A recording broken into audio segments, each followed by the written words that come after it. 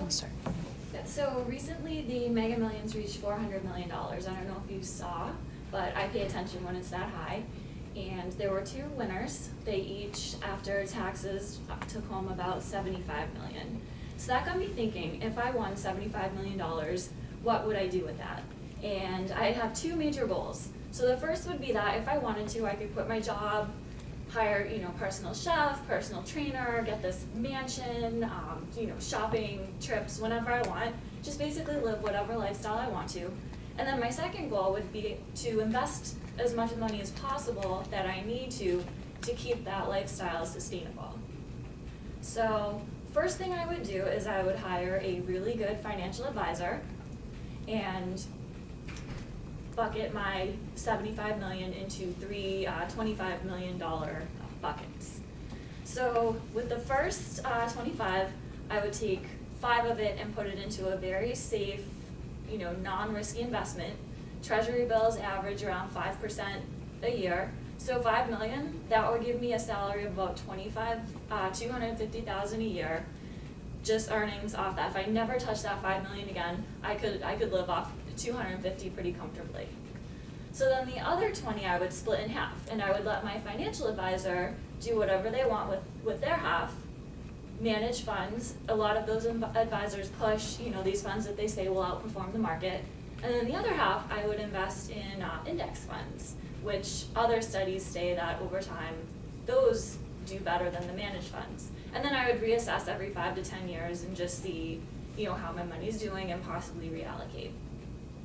So the second $25 million, I would put into riskier investments. So real estate, and that would even include my own home, as well as like rental properties, pure investment properties.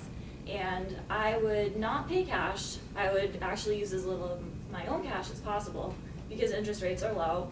So that means I can buy more, leverage the bank's money, have other people paying off the interest for me, and I just build equity. So my third bucket would be more of my fun bucket. So that's where I would just go crazy. I'd go, shopping trips, vacations, give it to any friends, family who need it, and I would also give to charity. Working in healthcare, I would definitely want to support some of the local hospitals. I love animals, maybe support, animal shelters, whatnot. Some people might argue that it would be foolish to just throw away a third of that, but I think with my first two plans, that I could still manage to just blow a third of it and live the life that I want. Nice job. My God, you have definitely thought this out. I hope you win. Do I go first? Oh, yeah. Yeah. So I loved how persuasive and knowledgeable and confident you were. I was like, I'm going to give Carrie all my money and let her manage it. I also thought it was kind of a challenging topic. Like, you were very detailed and very specific, and so I was just impressed by that.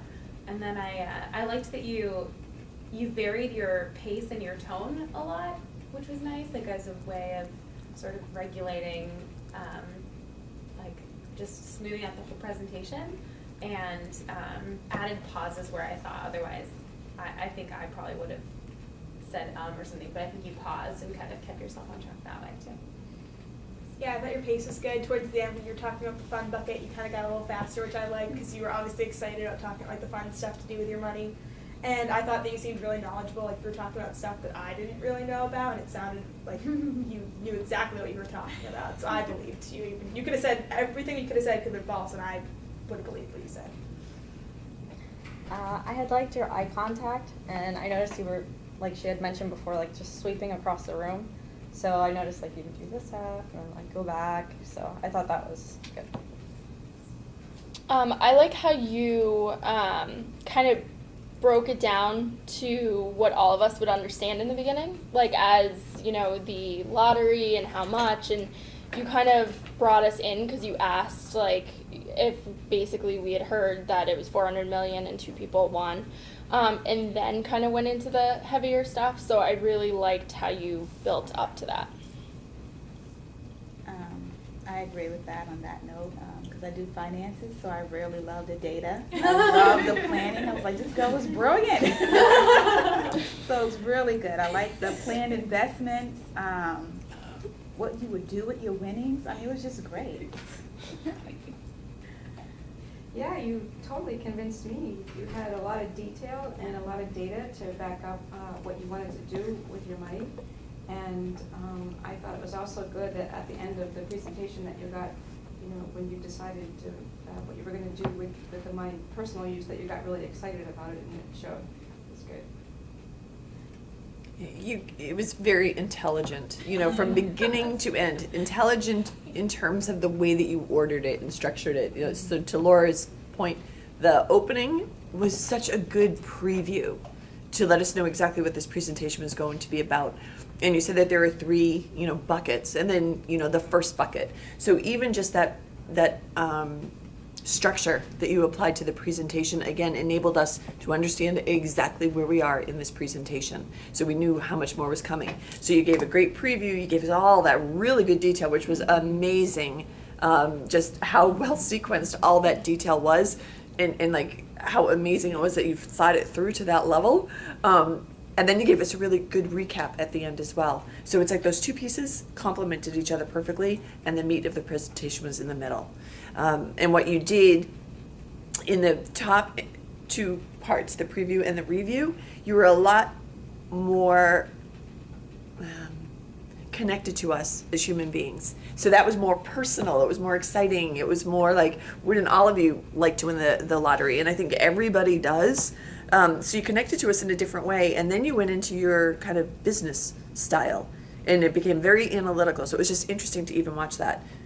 I'm sure you didn't do that on purpose, but if you did, kudos to you for being smart enough to do it. If you didn't do it, kudos for you to being lucky enough that that's the way that you order information, because it was really well done.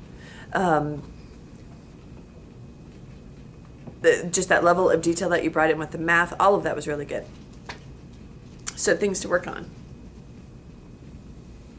Anybody? I only noticed one point when you were transitioning from your introduction to the more detailed, where you seemed to get a little bit nervous and falter, but then you kind of caught it immediately and moved back on.